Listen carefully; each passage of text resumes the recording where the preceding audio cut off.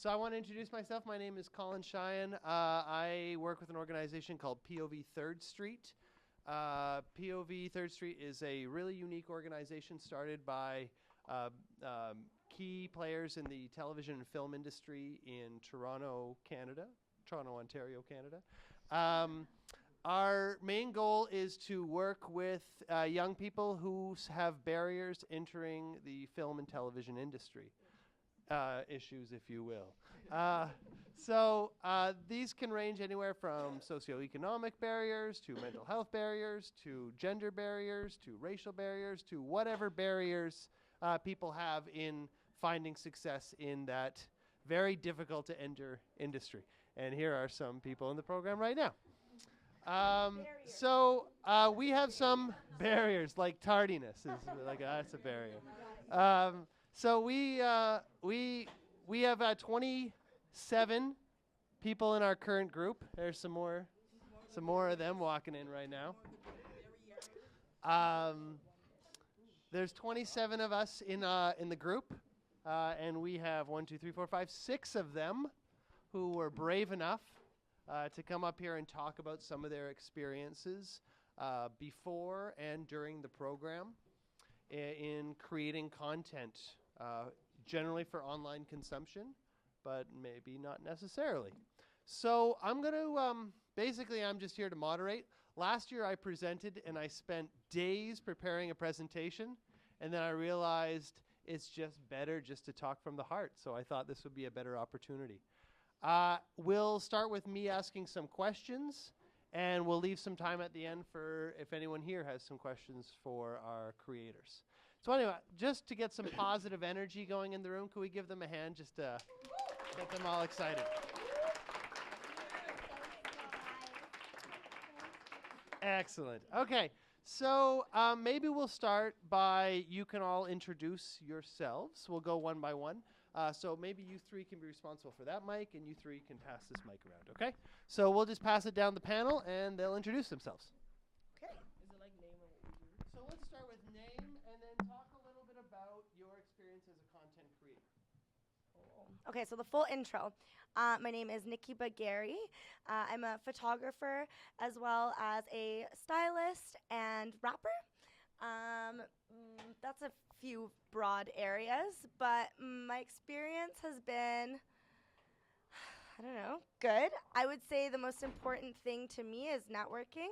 I moved here from Vancouver for that reason. I think that Toronto is valuable in that way. It's kind of just like the best creative hub to be in, I think, right now. It's kind of like imploding. Yeah, that's all I'm going to say right now. Okay, my name is Ashley Iris Gill. I am a director, writer, editor, pretty much everything. And my experience creating content has been positive so far, apart from working with difficult people. Alejandro Castellanos. My experience with the group has been great. I've been learning so much about script. There's so much talented people that is in the group, and you get to learn a little bit from each of them, because some of them are more into photography, more of them are more into film. I'm interested in advertisement and film. I'm working right now in a script for a short. I'm Haley Shaw. I'm first and foremost a writer, but my experience at the group has been pretty positive. I've gotten to expand and try editing and directing, and even worked on some music videos and stuff, so it's been pretty cool. My name's Arjun Pala, and I'm currently a student at York University and independent filmmaker. I make short films, music videos, commercials. I do photography, whether that's street photography to event photography, everything. And just talking about creating content, I think it's do whatever you see in front of you, try to create that into a visual format and get it out there. That's one form of creating content. And working with everyone in this POE group, it's amazing because you see how others create content, you learn from them. My name is Delbert, and I do street photography, and I am also a sketch artist. And with working with people from POV, It's really great because I'm horrible at writing, and I've always wanted to make my own comic book, but I could never get myself to write the whole story down. And then I have people come up to me and like, "Hey, I have a story. Can you draw it?" And it's like, "Oh, this is perfect." So overall, it's been amazing. Other people contributing to my stuff.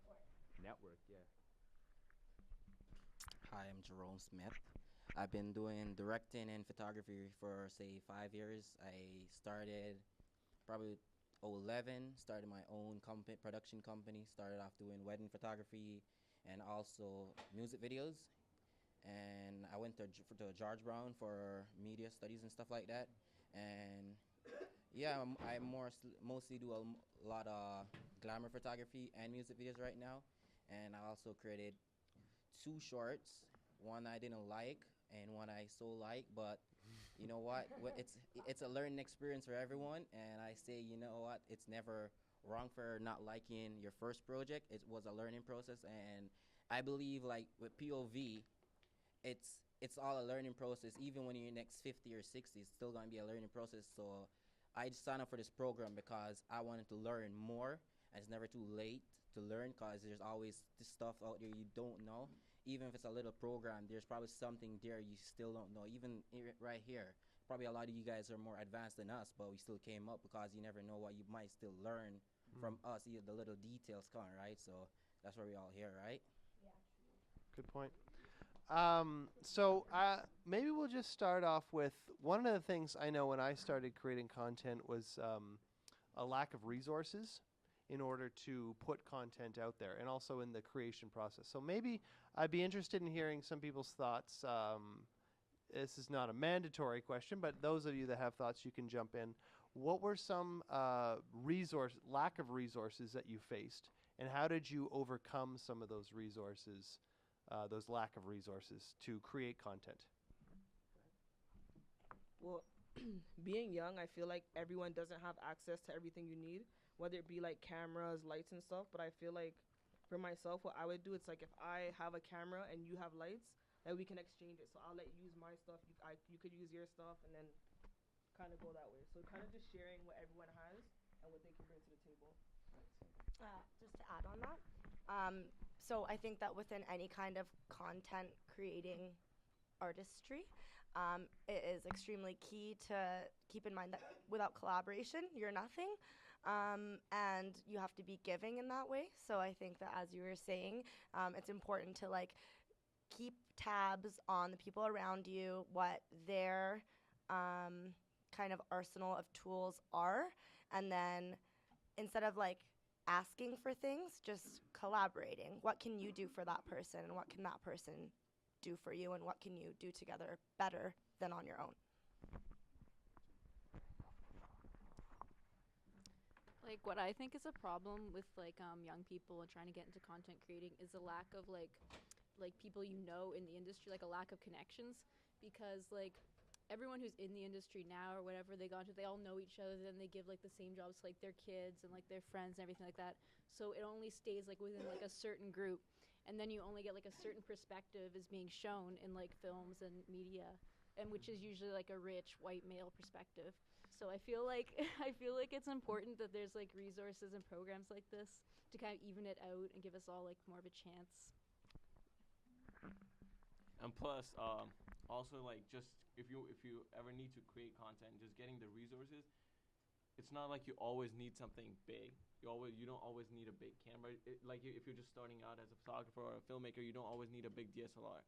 People do prefer that. And if that was the case, and like if you did need like big cameras, then people who started from small and got big, they wouldn't have done that, but just by doing that way. Like, when I had started out with photography, I didn't have a DSLR. My parents refused to get it because they just thought that just getting into arts and just photography wasn't the right thing. Bad idea. Yeah, it was like the bad idea. But later on, they did support. But I had to start out with just like using phone cameras. Like that's what if creating content, it's best starts off with having the least resources and how you can make the most creative thing out of that resource. And that's the best way to create content.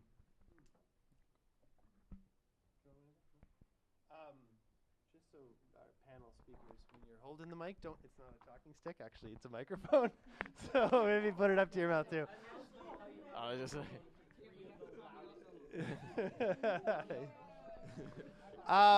So just getting, maybe continuing with that train of thought. So I'm wondering, what was maybe a specific time where you could talk about, like, you had a great example there, Arjun, where you just used a cell phone as your principal camera.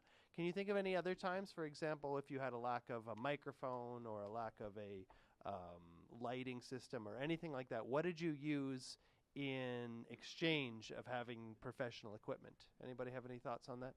Yeah. Okay, so when I started, I'm going more to the editing side. I never started out with anything Apple or Final Cut or iMovie or anything. When I started out editing, I started editing on Movie Maker, Windows Movie Maker. And a lot of people are like, you're amateur, you're not gonna go anywhere with this. But it's not the way, it's not the program you use, it's the way you edit, you know what I mean? Because you can use when I started, I used Movie Maker. Then as soon as that, I advanced to Sony Vegas. And after Sony Vegas, I advanced to Avid.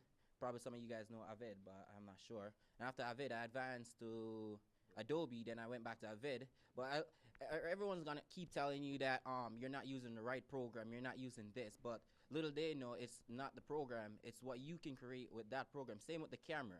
You can use an iPhone right now or whatever phone to shoot a great piece, and someone think you shooting on a great DSLR camera, but it's the way, the environment, it's the way you set it up. It's not just the camera, it's the equipment you use. So when someone is saying, oh, you can't use a phone to shoot something, it's the way you use that phone and the way you use your mindset to create whatever art you're trying to create. Like the lighting counts, the environment counts, the props you use counts. So I just say go out there and shoot with what you have, and not sit there and be like, okay, what if I only had this equipment and plus 5,000 other equipment? If you only have one camera, I believe you just go out there and shoot, and just wait for the critiques. Someone's gonna tell you can't shoot them, but they never shot anything, right? At least you've done something. So if you have the work to show, you shoot with whatever you have. Yeah. I think a lack of mentor for me. No one to, cause I didn't go to school for art. I took the self-taught route. So I had no one to say like, hey, no one to go to and ask them personal questions. I was reading from art books, and eventually you want to ask questions, but there's no one to turn to. And then I started turning to YouTube, and then I started looking up to people, because it's a little bit more interactive, right? They can actually show you how they draw, their process for how they draw and how they get around things. So I guess that helped me a lot, just the power of YouTube, and finding people who have your style and then trying to mimic it or trying to incorporate your own style with them. That's Plus, it's like if you always just to create you don't always need like the right audio. Like I made one of the short films, and the first time I made a film, I was critiqued that the audio, the dialogues, none of they weren't that clear. So I decided like in my next short film, I don't have enough money to buy a new mic. Whether that's like a $50 mic, I wouldn't have that much money. So the best resources that we all have right in our hands right now is smartphones. They're apps created for audio use, and that's what I did. It's all about that. That's what it's done in film industry too, except they use bigger mics, and then they use clappers to tell you that to sync, to help you edit the sound and video together. But this time it's just you use the devices that are right in your hands, use the resources that you use every day. Use your phone, and that will help you edit. That will help you get better sound and better equipment that you need. You don't always need to get out there, buy something for $200, and then still do a bad job. You can always have something like small in your hands and do a good job and learn from there. So you must have a collection of smartphones then, or something like that. So if you're filming on one smartphone, then you have the audio, or is this just your team? You just collectively use each other's cell phones? For the short film that I did, I had a DSLR myself, but I found out that Rode had their own microphone app, and I went online. I'm like, okay, I need to buy a Rode microphone, the shotgun ones, and then I look at the prices. I'm like, never mind. And then luckily my friend he had an iPod, and he's like he's not really going to use it. So then we downloaded the app, and then we purchased like a sharing app, like where we can share all the audio files through. And that's what we did in editing too. We synced all the audio, all the dialogues from that iPod onto the editing timeline, and it was easy, and the audio actually turned out pretty well. Can I? Okay. I'm just gonna add to you were when Jerome was talking about editing software and how it's not about your equipment. It's kind of just like what you choose to do with it. I think that I used to have I I used to have like a really shitty camera, and I almost like hated every picture that came out of it. And I was really jealous of people who had these cameras where they would like not even look and just like shoot, and it's like this like amazing masterpiece. But then I don't think that that's the best way to go. Sometimes it's better to like I think it's almost a gift to not have the gift of good equipment sometimes. I've learned to troubleshoot, and like in terms of like lighting things, I never have proper lighting. I'm always just like undressing lamps and like, you know, pointing them in different directions and like getting reflectors to like stay up. It's just like also a lot more meaningful when you can figure something out like that. And then when you are given the good equipment, because you'll obviously get there, you can actually just bust it without like any effort. I was just gonna say pretty much like what everyone is saying, just be like super creative. Like one time I had no lights, so what I did, I used everyone's phones and I like bounced it off construction paper to make like a color. So I got red construction paper, bounced everyone's lights, and it like created a really cool look. So I mean, legit, if you don't have stuff, just think like what you're trying to create and how you can create it with what you have like around you. To piggyback on that, I also believe the process is so much fun that even if you're shooting with your phone, you're gonna have so much fun and enjoying the process and learning how to edit it. You actually can have a ultimate product so much better than you thought in the beginning using your smartphone. Yeah. I mean, if I could go back in time and tell myself something, advice about photography, I think I'd probably say don't focus on getting the most expensive. Doesn't matter if you have the most expensive camera, because I don't know if anyone does street photography or have seen some street photography shots. Some of the greatest ones weren't taken from a D5 or a Sony A7, right? And yeah, it's just don't focus on getting the most expensive one. Work with what you have now and then build your way up from there. One thing? Can everyone maybe write down the movie Clementine if you haven't seen it? It was shot on an iPhone, and a good example of like not having the right equipment but being able to get through the message. It's an incredible film. I think it got something like 98 on Rotten Tomatoes. It's incredible. And in their editing process, they just kind of like, so it's called Clementine because there's a little bit of like a Clementine tinge to the entire film. And they just made it work. Like you don't pay attention to the low quality at all. Yeah. Good lesson there.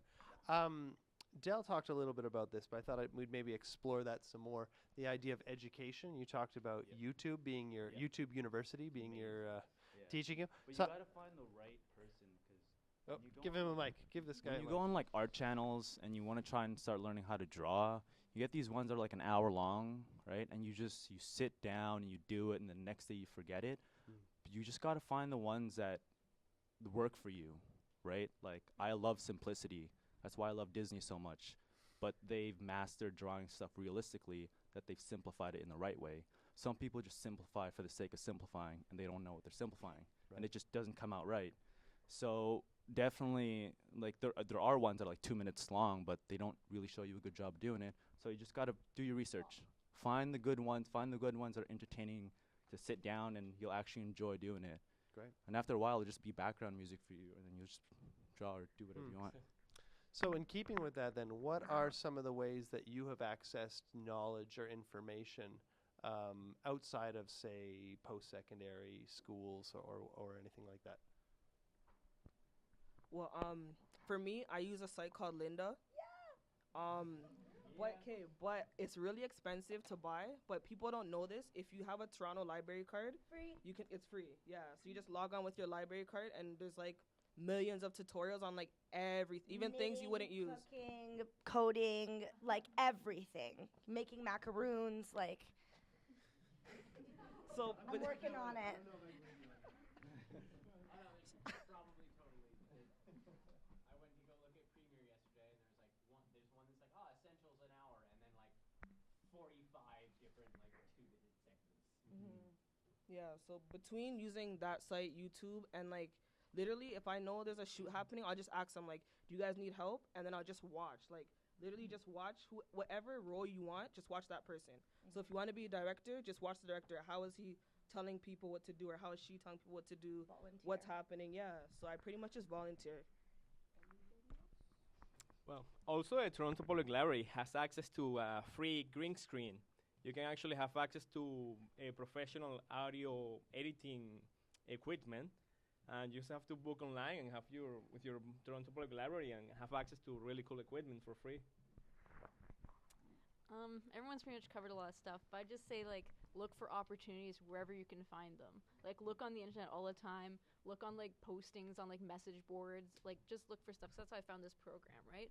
So you can find like all kinds of different programs and things that could help you, and also just like maybe get like some of your friends or family to review your work. Like even if they don't know anything about it, like they can still tell if something's like good or bad kind of. You can get just like the public's kind of reaction to something. Like they can tell if like your short film like is bad, like or it doesn't work or something like that. So I feel like those, like you might not think of it at first, but those could be actually pretty helpful to you.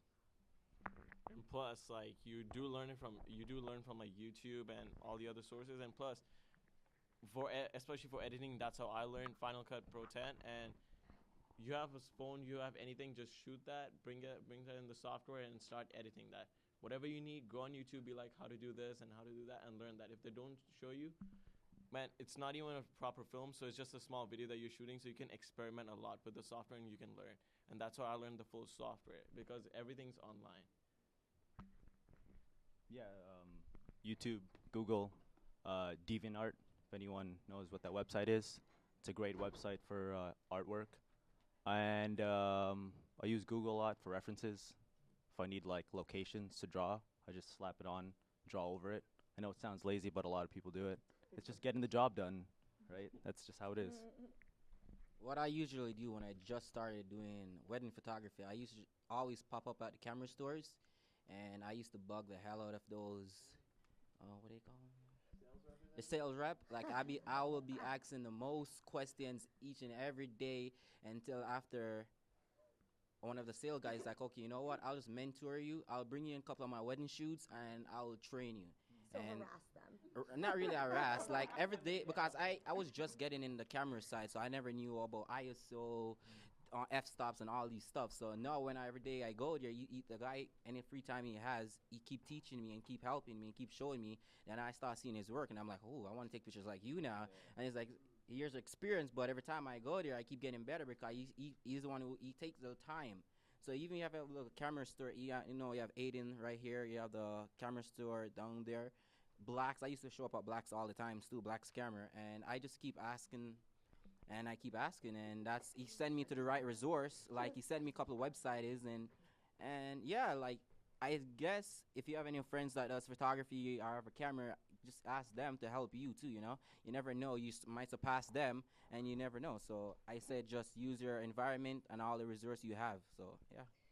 To add to what he was just saying, ask them. I think that's probably the most important thing. Like, you really need to put out there into the world what you want and, like, let it be heard. Because I feel like a lot of people want to keep it to themselves, maybe until they've actually accomplished it. Like, maybe not say anything, maybe not ask for help because you don't want anyone to know that you need help. But if you don't say something, then you might miss out on a lot of opportunities for other people to actually jump in and help you. And I'm constantly talking about how, oh shit, like I don't have a job right now, or oh shit, this is happening right now. And every time, if I hadn't said anything, I would still be in that position. So.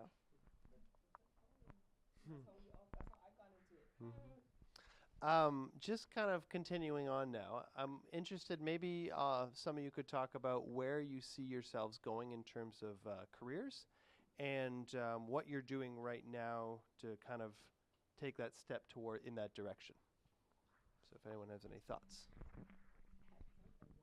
It's a big one. I just dropped a bomb right there. Yeah, Jerome first. He's got this. Okay, so 5 years ago, I started my own production company. I call it, I'm a guy, I like equipment. So I invested around $20,000 worth in equipment, cranes, camera, lenses.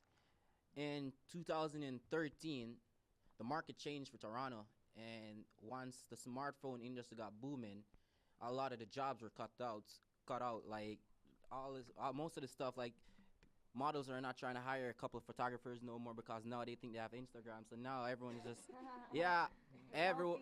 So everything just changed for that industry, and now you have apps on the phones that you could edit on. So now no one want to really hire an editor to really edit for them anymore. And now some people, they don't want you to book them for music videos anymore because what, they think they have a smartphone. So now what I did, I sold out most of my equipment, and I just gave up on shooting for completely 1 year because I was just lost after I did so much music videos, wedding and everything. You put up a wedding ad on, say, KGG or Craigslist. The bride and groom are gonna call you and tell you, okay, we only have $500 when my equipment costs way more than $500. My time, so then you're gonna bring someone and set. You have to pay. So when you look at it, you're not really making anything. So the market has changed. So now for the future, I'm mostly gonna focus on just doing like my own work and trying to get just views right now. And I think that will help you more. Try to get out there more like internationally, because just to stay locally for me, I don't think it's worth it unless you're just gonna be invest in a lot of marketing, and that's like the main thing. A lot of media guys, they know, okay, they know about the creative side of it, but they don't know about the marketing. And the marketing is a really big key in the media business, because you have to know how to advertise your work.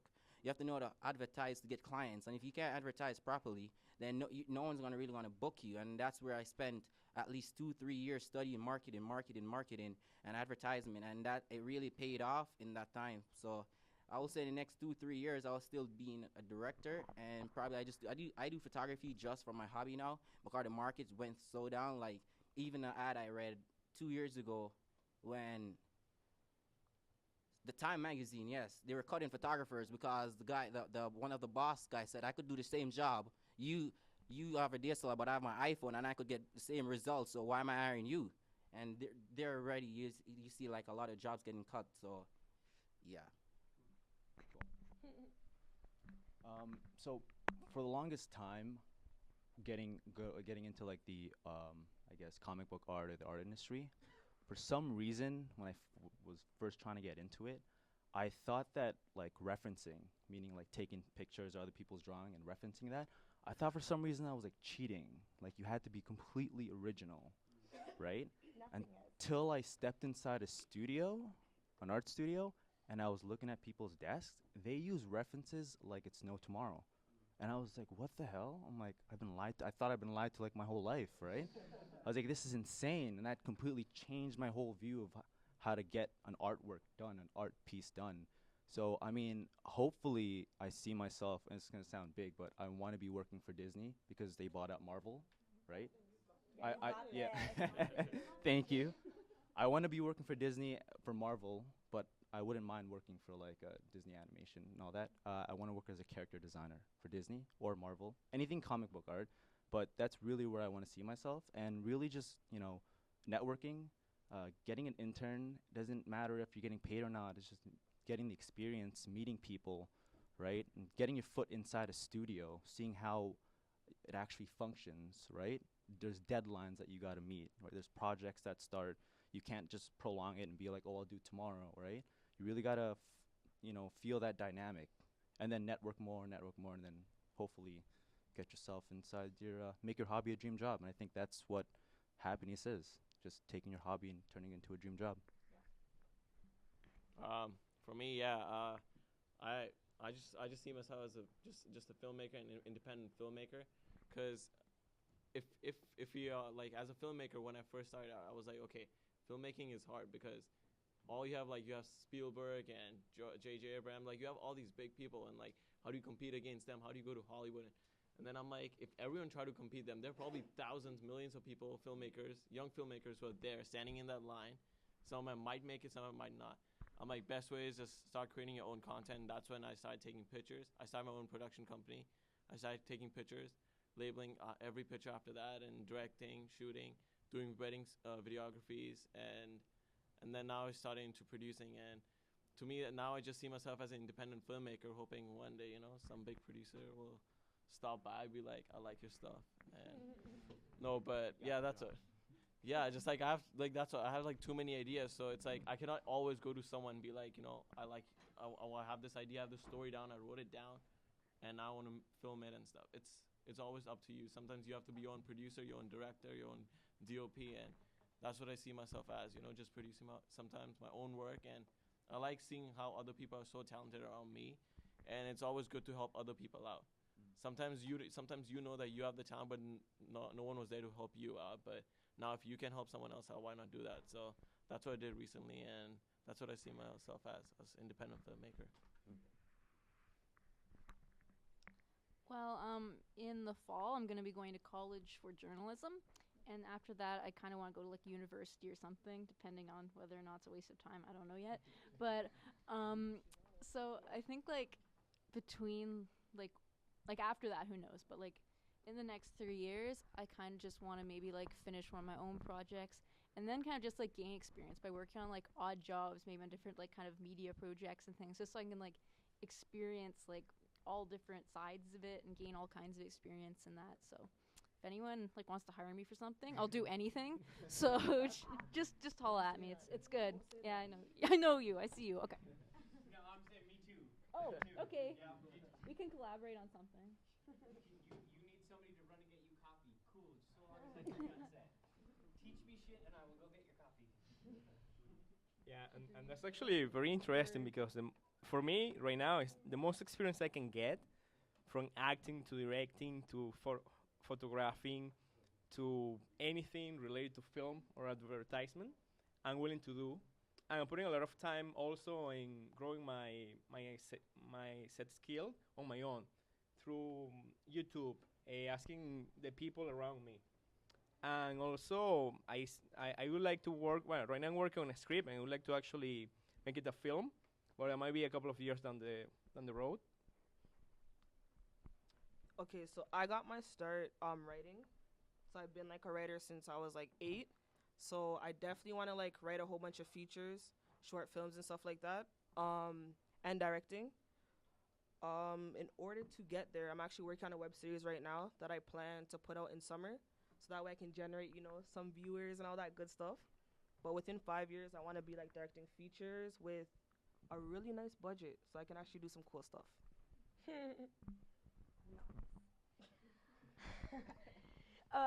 Okay, so for me, this is a very hard question. I started out as a writer, though, too. So I think ultimately my goal is to have a novel published. I want to do a book of shorts, and I feel like that's attainable. Yeah, I don't know. I want to do that and like potentially become maybe like a photographer that I idolize. I would love to be their assistant and just, they're laggy. Just to go back to what Arjun says, just teaching someone teaching someone gives a whole, like, how you went around these barriers or how you did it gives a whole new perspective, and it really helps. It can really, really help someone. Don't be selfish. I know it's a competitive world there for art. Don't, everyone has their secret ingredients, but don't be afraid to teach someone how you went about it, right? Because that can really that can stick with them for a lifetime. There's a great quote that says, you give a man a fish and you can feed him for a day. You teach him how to fish and you can feed him for a lifetime. So. Well put. Well put. Make some fish and chips then. Gotta get some potatoes though. I need to talk to the Irish for that. So, just moving on. I'm interested in knowing what is something that you are struggling with right now in terms of it could be a technical skill set. It could be something in terms of navigating the industry. It could be a certain mindset. Anything. What's something that as a content creator that you currently are struggling with or trying to kind of overcome or working on anyway? This is what I find, like, I think every young content creator or everyone who's trying to get their work out there struggles with this is, how do you get viewers? How do you, once you publish your work, how do you get people to look at it? Because first we go on YouTube and then you're like, oh man, this guy made a short film with millions of views. and then you're like, okay, I can do this. You upload a short film, 10 views, 100 views. Okay, well, it's going from 10 to 100, but how do you get it to that million? So I think just that, and that's how I'm learning too. Like now, I see that my content like online is going up, but that's what I'm trying to figure out, and that's what like POV, this program is helping us too as young content creators. That how do you publish your work out there, and how do you get it around to other people? Like, so you just don't want to limit yourself. How do you just get it out to other people? And that's what I think it's like. Sometimes are you limiting for me because I sometimes prefer working by myself because it's like editing. I just like to edit my own work because I know what I'm doing. I know the whole idea. But sometimes collaborating with people and then getting it out to the viewers out there, that's what is sometimes hard as when you're just a young content creator and you don't have that many resources. But that's what you have to work with and make it big. So just to kind of jump on that too, then. So do you use views as a measuring stick in terms of success of a video, or how do you approach that? I use views as just to see how many people are seeing my work, and then especially on YouTube, if you see the likes and dislikes, then you see these many people like it, and then you see that then you see the amount of dislikes, and you kind of have to compare both. And then people who are in front of you, who are around you, who see your work, and you see them every day. Best thing is in art, it's hard to face it, but critiquing. Get the most out of it. Like it's the most hateful thing. When I first started in like filmmaking, I started making short films. I showed it to my prof, and then she's like, "This is not good. This is not good." I'm like, "Are you serious? I spent like hours editing this, and now you're saying this is not good?" But that's what I think is like, it's kind of hard because it's like you do see views as how many people are seeing it. But then at the same time, you have to see the likes and dislikes too. How many people are appreciating your work and how many are not? And the people who are not appreciating it, how do you get them to appreciate it? And how can you improve on your work? Because your work is never perfect, let's face it. Because if it is, then you're never leaving an open space to grow from there. So. No, I forget already. What? I don't know. It just happened. Wow. Okay, so I feel like my biggest issue is trusting my ideas with other people. So I'm someone who like tries to control everything. So I want to write it myself, direct it myself, edit it myself, do my own lighting, which is kind of counterproductive because other people can do stuff, but I'm just not trusting. So I guess I want to work on finding people that can do things the way I like them to do it, and then they can help me out. Remember now? Kind of. So I think also one of my issues is getting my stuff actually seen. And you asked if likes are similar to like success. Views, yeah. I put out a music video that I was really, really proud of, and I still am. And it still doesn't have that many views. I think maybe like 400 or something. But I am still very proud of it, and if you ask me if I made a cool video, I would say yes. But that being said, I think that that's still been my biggest challenge is getting stuff out there, and my solution so far has just been making friends. So I'm just, yeah, yeah, you are. So I just go out like every night and talk to people I don't know and get them to like me, hopefully, and then and then interest them enough to ask me what I do genuinely, and then, and then they'll give me a shot, hopefully. So, like, that's how I've been working on, like, getting more views. It's, like, through friendship. Okay, my biggest challenge right now, I believe, is to actually navigate the industry because I don't know much about it, how to actually put myself out there, become actually a producer, or actually come up with really cool content. Maybe start working with an advertising agency, start making commercials. That's something I would love to learn more, and I hope, I'm sure this program is going to guide you through that process as well. On the other side, likes and views can be a good representation of course, of many people have seen or like your work, but I believe that if you create really cool content, you still have to promote it. Daryl said, you actually gotta have both sides. And remember, you create the content for a specific audience. When you don't have an audience for your content, it's really hard to see or measure or have a good measurement tool for the content you created. I think my main problem right now probably is just like focusing on like one thing, because there's so much I want to do, right? Like I wasn't even sure I wanted to go to like school for like social work or teaching or film or journalism. So like I want to somehow like get everything I'm interested in and put it in like one form. So like media, videos, like social justice and activism, teaching people, that kind of thing. So I think I really need to like just try and focus myself, find something that maybe like incorporates most or all of this, and stick with it. Just going back to what Ashley said, like trusting people. I think that's sometimes like really hard, because if you have an idea and you want to get it out there, you don't have that much. You have limited time, and then finding the right people and then trusting them with your work, whether it's the person who's operating the camera or if someone's directing it, or writing it. That's like the hardest part, and that's hard for me too. Like just trusting people around you.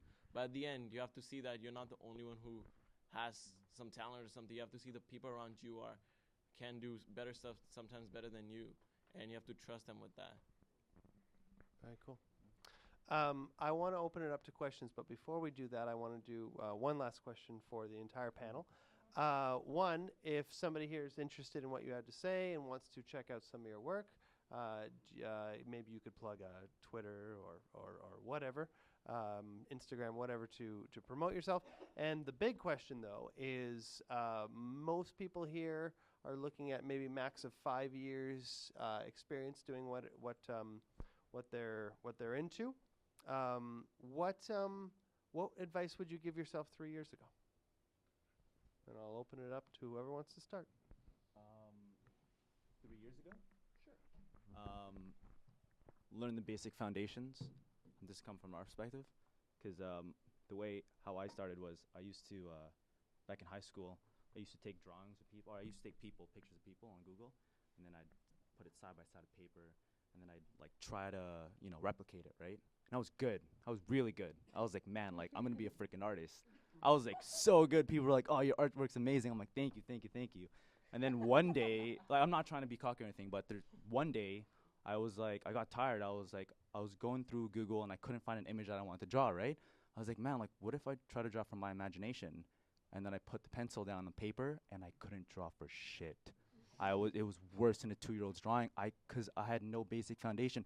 The YouTube videos you see where it's like draw a circle and then draw, that actually helps. Like watch those videos. Watch a good one though. Watch those videos, because I literally the biggest thing was literally learning that in the back of my mind, thinking that I was such an amazing artist, and then now I'm back to the beginning, to the start. I had no foundation. It was just a house with no foundation. But through that, after I put myself through that, I slowly started to see it start working out. Like I could actually start drawing from my imagination. I'm like, okay, maybe this actually does work. Maybe I actually have to start learning line art, perspective, anatomy, all the boring things. They do help out, and they make your drawings more better, right? Side by side, someone who doesn't know it, you can tell that someone doesn't know anatomy or anything, and it really makes put some glitter and really makes your drawing pop out. So yeah, learn the foundations of anything that you want to do. If it's photography, learn how to shoot full manual, right? Don't buy a 5D and be shooting on automatic, and then don't buy the most expensive camera and then be shooting automatic for like 5 years and think you're a professional photographer, right? Learn how to shoot. I hate people. Learn how to shoot full manual. It's not that hard. Go on YouTube. There's 3-minute videos of people explaining it. There are pictures that explain how to shoot on a full manual. If you want to get into art, learn the foundations of art, right? The skeletal system, anatomy, like line art. Like just learn that, and then you'll see how much that helps out in the long run compared to people who don't do that, which could have been me. 3 years ago, I would say ego. And ego gets to a lot of us when we think we're... No, not ego, ego. Wait, evil? Ego?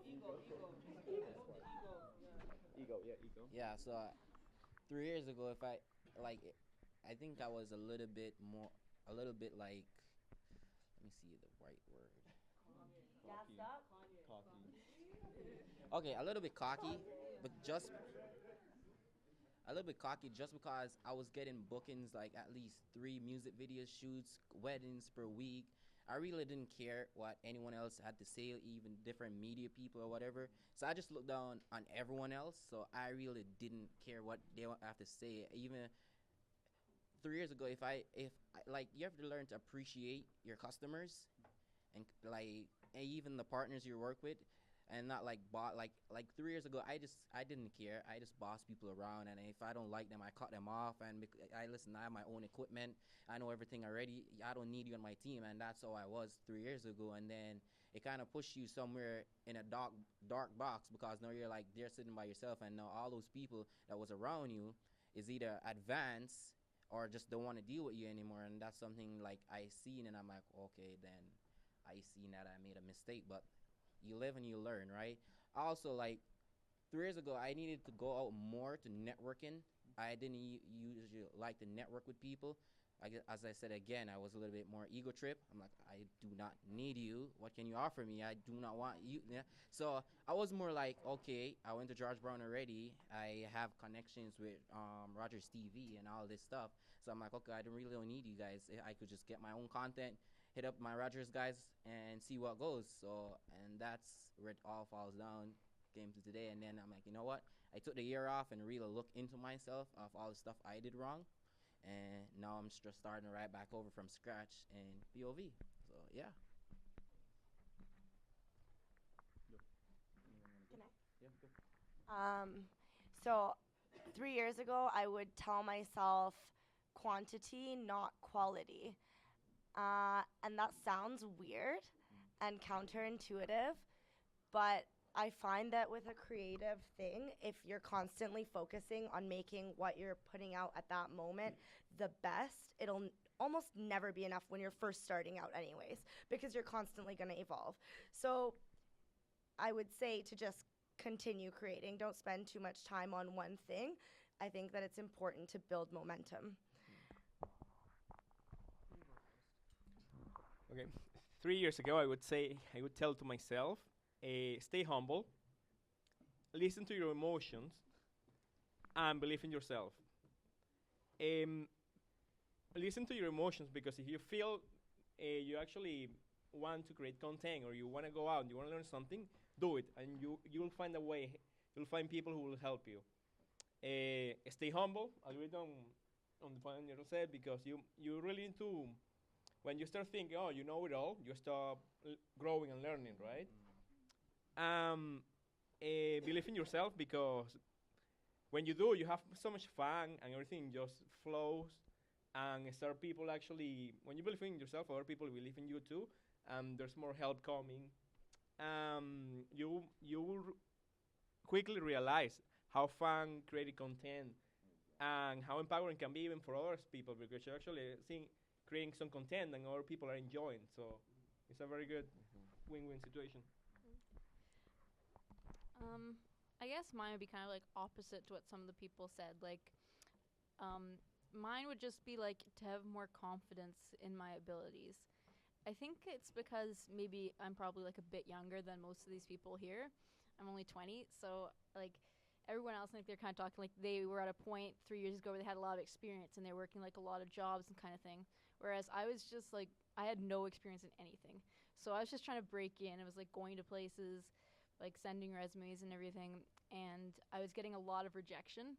And like that can really get you down. So I think just like staying positive and staying confident in your abilities, even though you get rejected over and over again, just like realizing that happens to like pretty much everyone. So yeah, that's what I have to say. Okay, so on the flip side of what Jerome said, because I feel him with the ego thing, but I feel like a lot of people too are even too humble. So I think like 3 years ago, I was too humble to the point where like people didn't know what I was doing. Like I wouldn't post links to my work. I wouldn't really tell anyone about the stuff I was doing. And then when I talk to people, they're like, you did all that stuff. Why are you like not doing whatever? And I'm like, because I don't want to be that person. People are like, oh, I hate that girl, always posting her links or whatever. And the people actually got envious. Like people tell me like, stop posting your links, da-da-da-da. So I stopped completely. And then I feel like it slowed me down, because who's going to hire you if they don't know you're doing anything? So I think 3 years ago, I would have told myself like, you could be humble, but still like be confident in your work and still post and let people know what you're doing. I think like 3 years ago when I first started, that was yeah, when I in my back of my head, I always wanted to do film, but then I thought that, okay, you can't always get big with this and stuff. So I was like, okay, let's not do it. And then when I actually started, I, if I had to give myself the same advice like 3 years back, I would probably say that listen to people you're working with, and interact more, and like collaborate, because sometimes you might think that your idea is the best, but people you're working with might have much better way of filming something, or much better way of like visually telling the story to the viewers. And I remember this one time when I was making a stop motion, and it was like it was anyone with like animated characters. It was like live public, and I was just like, I'm like, okay, I'm the director. Everyone listens to me. I'm gonna do all this, and then people start crowding up, and then I'm like, okay, this is like a proper film set, because now it's like when you're filming outside in public, you have all normal public looking at your work, and I'm like, okay, I got this. I'm gonna do this. Turns out I couldn't, but and my team members like I was working with, they were saying that do this and do this. I was like, no, this is how it's gonna look good. I'm like, I'm the director. You're gonna listen to me. You're gonna do all this. And then for my next project, I actually heard what my group members said, what my actors, what my DOP, what they were saying, and it actually worked out better than what my original project was. But that's what, if I had to give my advice, the same thing, I would be like, I had less reason, which I don't complain about, but I would say that listen to what other people in your group were saying, because sometimes your project will turn out much better than it's supposed to be, much better than what you thought it would turn out to be. Well put. I want to open it up to questions on the floor. So, gentleman down the middle. Comment and question. I got about 15 years up on you guys, 15 to 20 maybe. You guys are, you got a lot of knowledge already about what to do. So the balance between confidence and humility, measuring your progress, starting out lean, right? Finding a mentor, driving to get what you want, having a goal, right? I mean, all this is, for everyone else who doesn't get it, this is the magic potion right here, right? And I get it, but I got 15 years up on you guys. I didn't know this 15 years ago, right? So my question is, when are you guys and girls going to start mentoring people that are 5 years younger than you? When are we going to? There's a mic over there. Never thought about that. I actually started mentoring at least 2-3 people already, because they seen my work, and even people I wanted to pay me to show them how to edit, but I didn't, like, for me, helping someone, I don't want the money to make you better, because you're just coming to me with little ideas of just how to get started with editing, and you want me to teach you how to use Final Cut. People want me to do seminars in class just to teach them how to edit, but I don't see, I just want to give back what my mentor taught me, the camera store guy taught me. Shout out to Blacks. Right? So the camera store guy, they taught me a lot, and he didn't wanted money from me, right? So I just don't believe like I want money back from someone, because they're coming up to me like I had an argument with a next photographer 3 years ago. He was charging my friend $3,000 a week just for him to teach him in his studio how to do photography. Yes, $3,000 a week. And I took that guy came back to me and was like, Jay, this guy's gonna charge me $3,000 just for me. I'm like, this guy's a bastard. Yeah, straight. Yeah, his work is good and amazing, but right now we're on the same level, right? I teach that guy how to do photography. Probably some of you guys knew him. His name is, I can't remember his name. But yeah, I think I know him for sure. He goes by Light Strobe Photography on Instagram. Right now, I taught him how to do lighting and all of that stuff. And right now, he's working for the Fashion Week in New York. And now he's way ahead of that guy who wanted to charge him $3,000 just to show him. And that's like I'm saying, like, it doesn't matter. Like, you can help someone and they surpass you. But you know what? They'll always remember, yo, listen, at least I surpassed you. This guy was there. He helped me no matter what. And that's where I think a lot of people get it wrong, because they think when they help someone, the person gonna forget about them. But I think that person won't, because you were there in the beginning to help them, and you made them that better person right now. So I have 2 persons that I helped. They went to school already, and they still came back to me and listen, my teacher didn't show me this, but you showed me more. I could have came to you and you taught me more than what my college taught me. And I'm like, this is what these guys taught me too. Even for school, I went to Colin. Colin was one of my mentors 3 years ago also, and I didn't have to go to Colin. But you know what? I took the time. He had a program called East Metro, and he mentored a lot of people. I think that's where I met Ashley also too. And this guy, he taught us. He wasn't charging us anything. He showed us to do video editing, directing, sound producing, no matter what. Like, his space was there for us to go to, you know what I mean? And I will always look up to Colin for that because he was one of my mentors, and I always remember that. And that's a lot of people out there, they want someone like a Colin in their life too, you know? But sometimes it's hard for them to stretch your hand. Sometimes I reach out to people who I see their work, and I know I could tell them to improve their work, and I still tell them. But some people, they're afraid, you know what I mean? Like that guy, when he went to the photographer, he said $3,000, so he's not going to want to ask someone again. He's going to be like, it's okay, it's better I try to learn it myself, by my own. So, yeah. Let's just, because I know we're short on time, we'll just move on to another question up here. Can we pass a mic over there? That I one. just want to grab so we can get your question there. Hopefully we have enough cord. We're not wireless yet here. Oh, We're there not we that go. advanced. Okay. Yeah, didn't work. Similar to the last gentleman, I have a comment and a question. I probably have 15 years on you guys as well, maybe a little more. First thing I want to say is that this was probably my favorite session at Podcamp because it was more of a motivational session as well. Because you guys are actually really brave at what you're doing at your age. Because, Arjun, I can relate with you as a South Asian. Convincing your parents of your dream outside of what their perception is so difficult. You have no support whatsoever. So my hat goes off to you on that. The lady in the hat, I'm so sorry, I forgot your name.